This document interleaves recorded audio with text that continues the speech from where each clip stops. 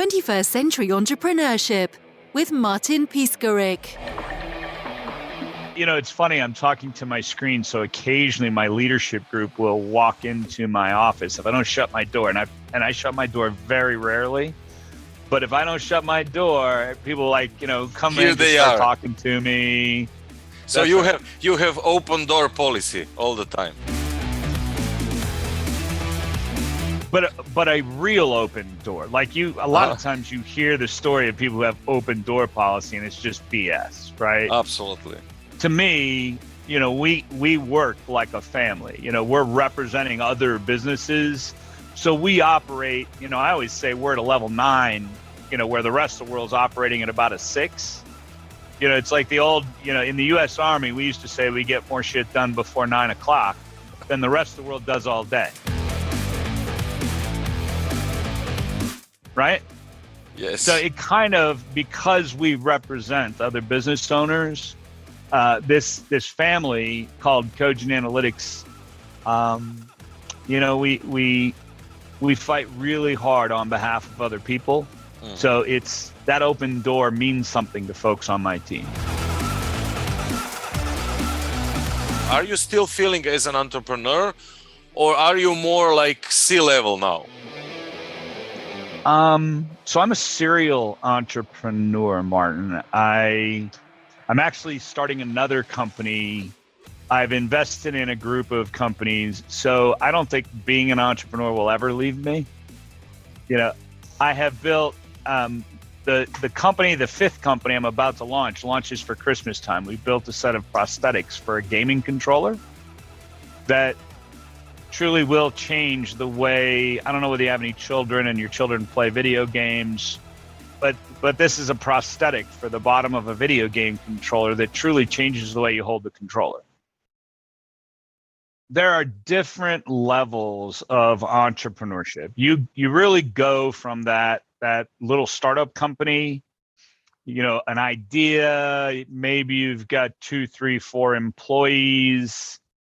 For us, the real break point for most entrepreneurs is somewhere around $1.5 million US and 10 employees. When you get to that 10 employee mark, you really begin to change your approach to business. Now it becomes as much about leadership than it is just being a doer. When you first put on the entrepreneurial hat, most often you're wearing every hat. Your chief cook and bottle washer, you're the guy that takes out the garbage, you clean the bathrooms. That really is the startup company. You have a hard time raising capital, you're working to get your product launched, you've got an idea about business, but at the end of the day, you're a tradesman that happens to own a business. When you get to 10 employees, it's more about what you can solicit or elicit from your employees, right? Do you have good processes in place? Do you have good leadership in place? Do you have good measurement in place? Do you have a good business development strategy in place? How are you going at the market? How are you going to price your goods? How do you teach, mentor, and manage your people? These are the things that are really that next step. And small business owners, that $1.5 million US to somewhere around $3 million, you begin to, I'm talking gross revenue. So this could be different. Like a wholesaler could have much more revenue and few people. That's why I keyed in on that 10 employee break point, where a contractor or maybe an engineering company would have more people per revenue dollar. So, I might be a $2 million company and have 15, 18 employees, as opposed to a distributor who might have $2 million worth of revenue and only have 6 or 8 people, right? So when we're, for your audience sake, we break it up into 5 major industries, and then we measure as much about the total number of employees that you have and your revenue. But your revenue shouldn't be that all defining factor. One of your clients said, before we would hope to get there, now we know what we need to know in order to get there. So out of 1,900 businesses you've consulted, what would you say are the most common problems they face? The reason why we started, really, we took the theory of business and we distilled it down into 4 major pillars of business. Business development, how do you drive revenue? And this is trademarked, by the way, right? We built what's called the profit platform. And if you do these 4 behaviors well, you're going to enhance profitability, build cash flow, and increase the equity value of your business, right? Because for a small business owner, their business is the single largest asset they own. A lot of people count on their business for their own retirement. But let me more directly answer your question. We think 4 major pillars: business development, that's sales and marketing, right? That's how you do the activity of selling, and how do you build your brand? That's business development, sales and marketing. Human resources is how do you hire people? How do you train people? How do you retain people? How do you compensate people? What type of benefit programs? You're trying to build a Super Bowl team. Okay. If I have to do an evaluation, or if I have to release somebody, how do I recruit appropriately to make sure I'm building that Super Bowl team? Right. Well, if you're in Croatia, Martin, I should be talking about the real football, right? As Soccer. Opposed to American football. It's soccer, right? I have a lot of friends in the EU and the UK. So I say football and then they make fun of me. Sure. Well, we are not bad. We are not bad at all. Now, and I lived in Brazil for 5.5 years. So when I grew up, I was a young man, 7 at the time I was 13. So, football to me was soccer too. Right. Finally, somebody from the States understanding. I'm an old guy with gray hair. I actually am old enough now to have seen Pelé play. Oh, that right? is wonderful. I saw a Fluminense Flamengo game in São Paulo, Brazil. Oh my and had God. the privilege of watching Pelé play. So And I'm talking to you about Dubrovnik. Come on. Let's go back to business. So number 1, business development. Number 2, HR, hire, train, retain, compensate. You got it. Now, process management, process engineering. Management. Is it like a document flow, information flow? Okay, so I distill it down in a healthy way. Martin, I believe process management might be information flow or document flow, but it also is how your people actually perform or do what you do to generate business. Something like engagement or even more of it. First you sell it, then you have to do what you do to deliver a quality product for a quality price. We see a lot of inefficiency in a business happen at the process phase. So how you order material, how do you bring that material in, how do you process that, how do you finish goods, how do you do a QA QC process, all of the processes that happen with any business. And it doesn't matter whether you're a trucking company, a contractor, an engineering company, every company has to have well-defined processes, because that allows employees to know what's expected and how it should be delivered on time.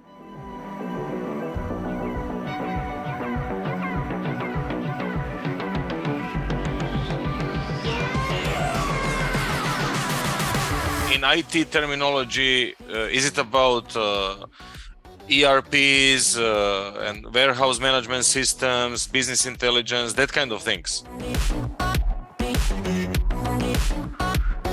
So that's, to me, that's over in the information management or measurement process. And we represent a lot of technology companies. People either develop software, they're doing networks, they're doing, IT services. And if you think of just those 3 companies, if you are an IT service company, you've got techs on the road going from business to business. So how do they pick up all of their orders in the morning? How do they do engagement? Are they going to do that virtually, or are they going to do it on site with their client? Are they going to install the network, or are they going to install a firewall? Are they going to install? So those processes, from the point the order came in to how do I execute and how do I use my time effectively?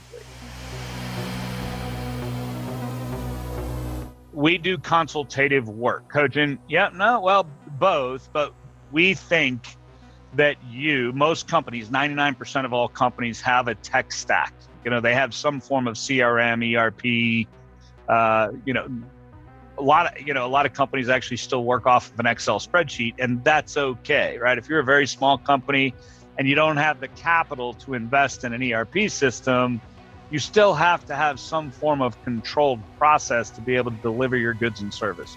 Okay. You would agree with that, right? Absolutely. Okay, so what we define is how do you first sell it, and then how do you produce your product well into the marketplace?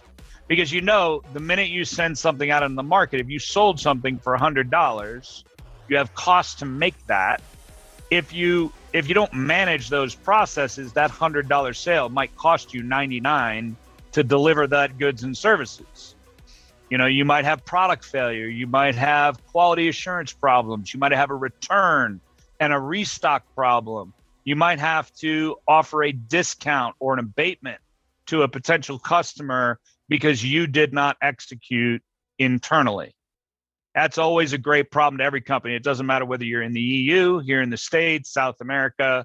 We see this broadly across borders.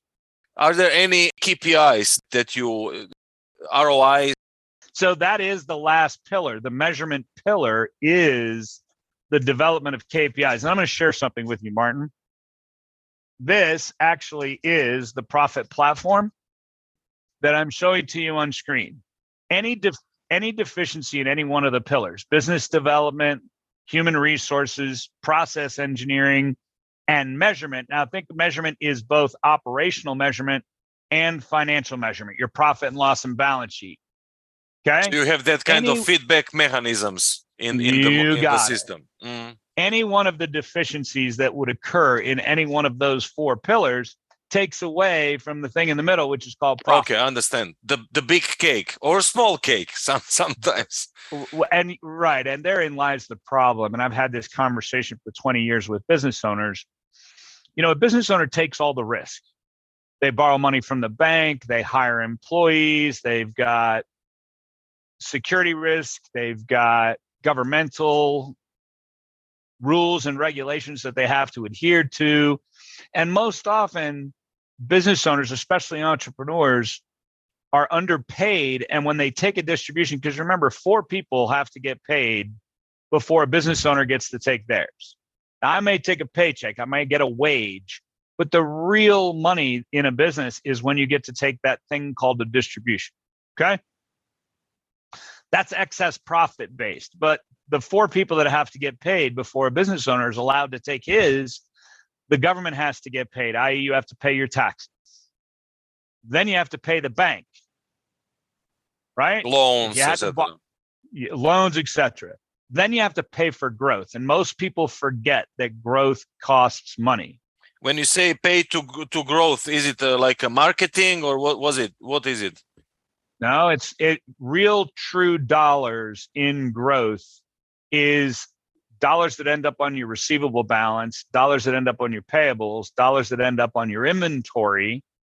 Those are things that when you're growing, your receivables are going to grow at the speed at which you grow. Your payables and your inventory are going to grow at the speed at which you grow.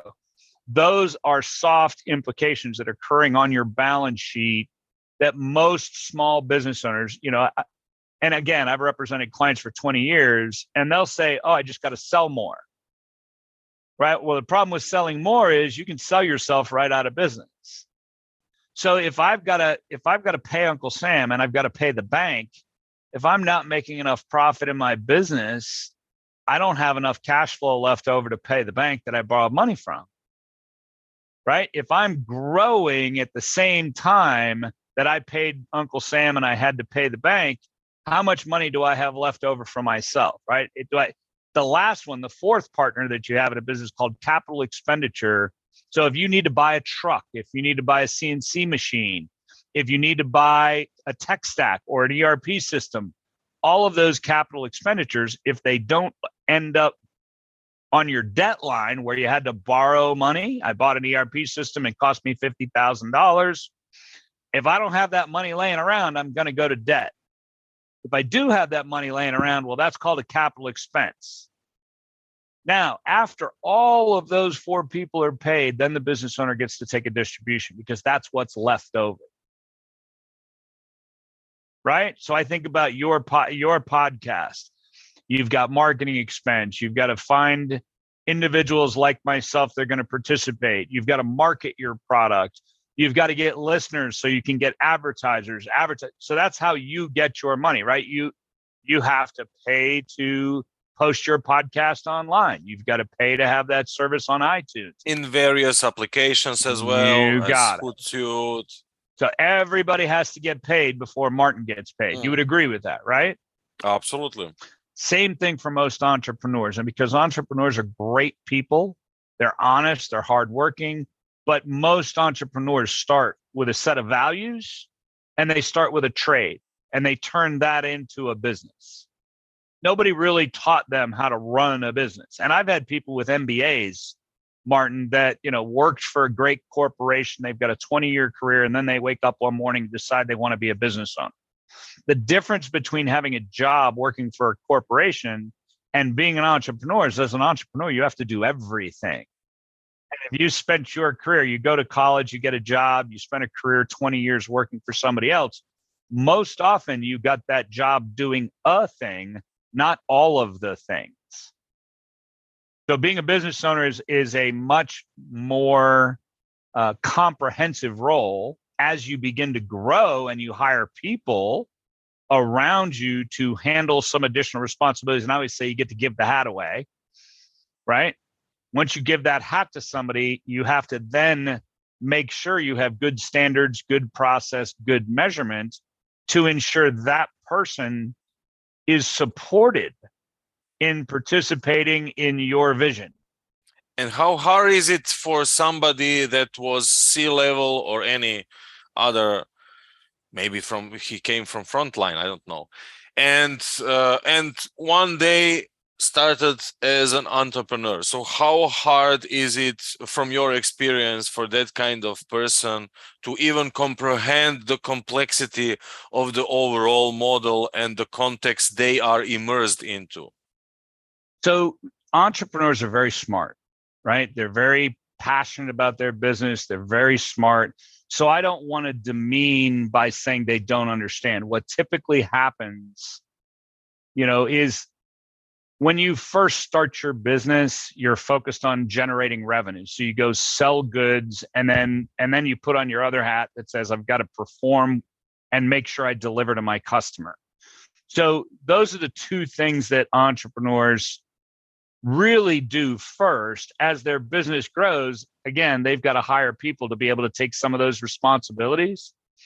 That's where the measurement pillar becomes so important, because if you don't lay out a good plan, a good measurement process, so that you're empowering your employees to be responsible for what you need them to do. There's an old adage that says, in absence of standard, substandard becomes the standard. Would you agree with that? Let me think about it. Let me analyze the sentence. Sure. In absence of standard, substandard becomes the standard. Okay, I understand. Okay. Garbage in, garbage out. The negative version of the... If I work for you and you forget to tell me exactly how you want something done, what's expected, when it's supposed to be delivered, what's the likelihood that I'm going to be successful? 0 to none. 0 to none.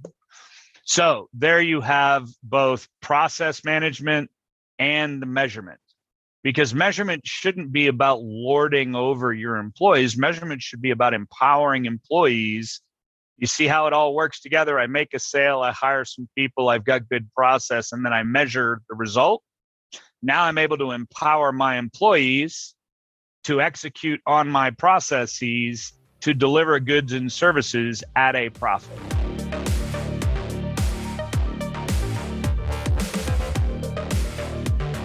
So regarding your model, and you're talking a lot about measurement, there are 4 critical pillars.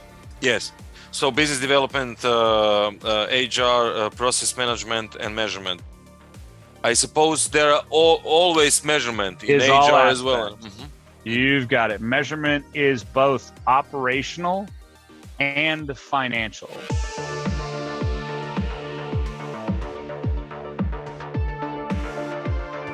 So if you measure during the game, right? If I measure my players during the soccer match, I have a higher likelihood of scoring more goals, called your financial statement.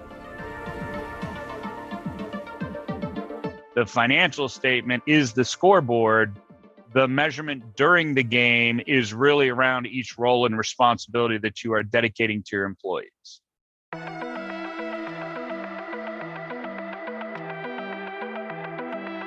I started as a young man. I got out of high school. I went to a semester of college. And at that point in my life, it really wasn't for me. Going to university is, maybe because my father died when I was 15 years old, it had a major impact on who I was as a young man. But to be fair, I did make the attempt of going to university, or as we call it here in the States, college, at the outset. And I went to a semester of college and I knew it wasn't for me. And my brother had served. So I thought, you know what? My older brother, who was 10 years older than I was, he served. That seemed like a good path for me. And I have to tell you, I carry those lessons of life with me. It taught me much about esprit de corps. It taught me about teamwork. It taught me about values. My core values today, honor, courage, wisdom, faith, perseverance, and loyalty, were really founded in my service to my country. So, when I got out of the military, I became an entrepreneur. I think I was 27 years old the first time I had an opportunity. I had a much older gentleman, saw a lot of potential in me, and he gave me 3% equity, and I had to earn it, but it was the right to earn. He actually gave me the right to earn 5%. But looking back on that experience 30 plus years ago, he didn't have the right to give me all 5%. He promised me 5%. He had the right to give me 3%, which I earned. And then when I was supposed to get the other 2%, he had to go ask permission for that. And the other partners weren't willing to give me the other 2%.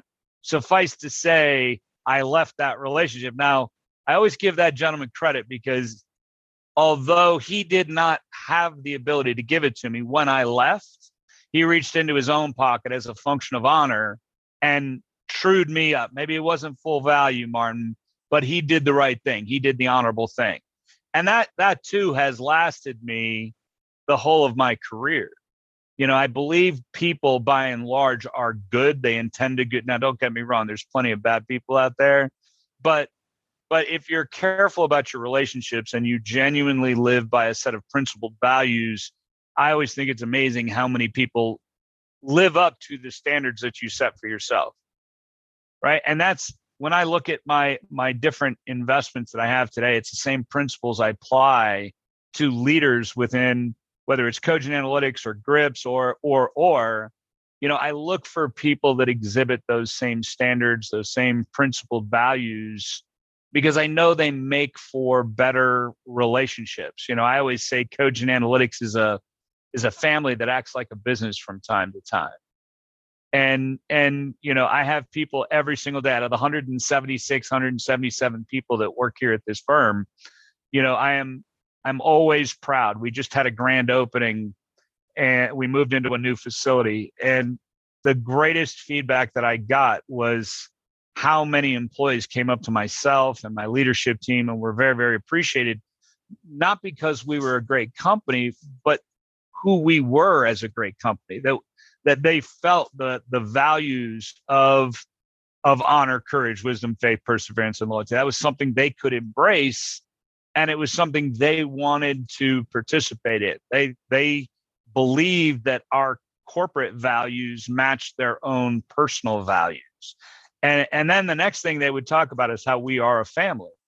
We have an expression here that says, raise others up and you will rise. And what that really means is we're in service to our clients. And if we spend all of our time thinking about how we make our clients better, then we will be better for it. Right? So, from a personal value, from a mission, from a journey that I've taken in life, I think that every day I'm blessed to have people around me that frankly have made these companies better and make our clients' companies better. And if we do that every day, that's that feedback loop that we get from people that we represent, is that we're not just a professional advisor, we're a lifetime partner with them. And that too is so critically important when you're doing business with somebody. If it's about money, something's wrong. If you're doing business with somebody and somebody knows that you are trying to do the right thing, represent them well, give them good advice, and it's about them and their family, it's amazing how much reward comes back in that long-term relationship. So if I was talking directly to your audience who are a bunch of entrepreneurs, remember, it's okay to think about making sales, but you shouldn't be making sales for the sake of making a sale. If you make a sale, you have to manage to profitability, and you have to pay the bills, and you have to pay your people. You should always be proud of your product, but you shouldn't be doing it for the money, as I say with italics. Do it because you believe in your product. Do it because you're going to do the right thing. Do it because you care about the people you're doing business with. And it's amazing how rewarding that experience is. So that's directly to your listeners, Martin.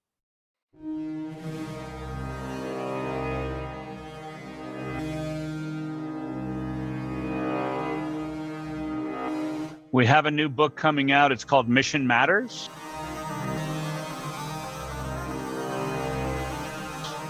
And there's 19, it's myself and 19 other business owners that have collaborated on a book.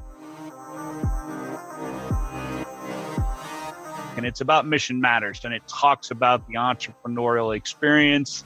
It talks about all of our lessons about owning and running businesses. And it really covers the 4 areas of business that you and I talked about today. It talks about how to do business development well, and how do you price your products well, and how do you make a profit through business development and marketing. Talks about organization, talks about profit engineering, measurement, financial management. So yeah, it's Mission Matters, and it's myself and 19 other authors, and it just got released. It's actually ranked, I think, this morning on number 11 with best entrepreneurial books that came out. It was just launched. I would highly recommend it to the audience. It's a fantastic read. It really is taking a lot of information from 19 other business owners and people with professional specialties that I think would help anybody. Cogent Analytics, Martin, if I'm gonna wrap it up and kind of give you the insight, we are Cogent Analytics. And I say it that way because this entire family of professional advisors have one mission, and that's working with the entrepreneurial community. And whether you're here in the United States or you're in the EU or you're in South America, the entrepreneurs in any country is the lifeblood of that country. That is, most people go to work for the privately held business. Most people don't go to work for a big corporation.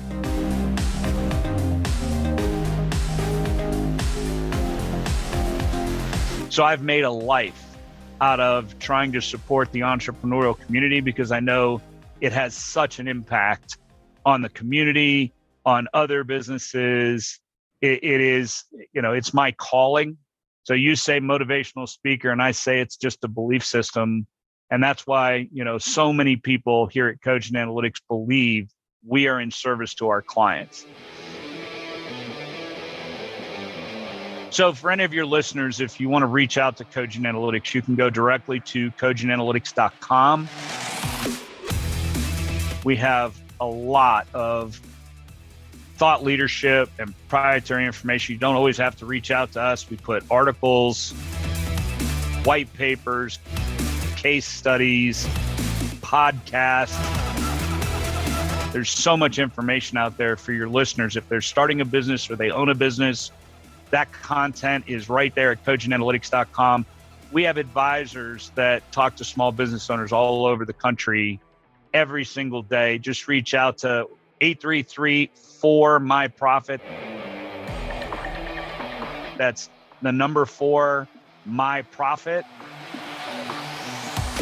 It's 833-464-7763, but easy to remember. It's 1-833-4-MY-PROFIT. 21st Century Entrepreneurship with Martin Piskarik.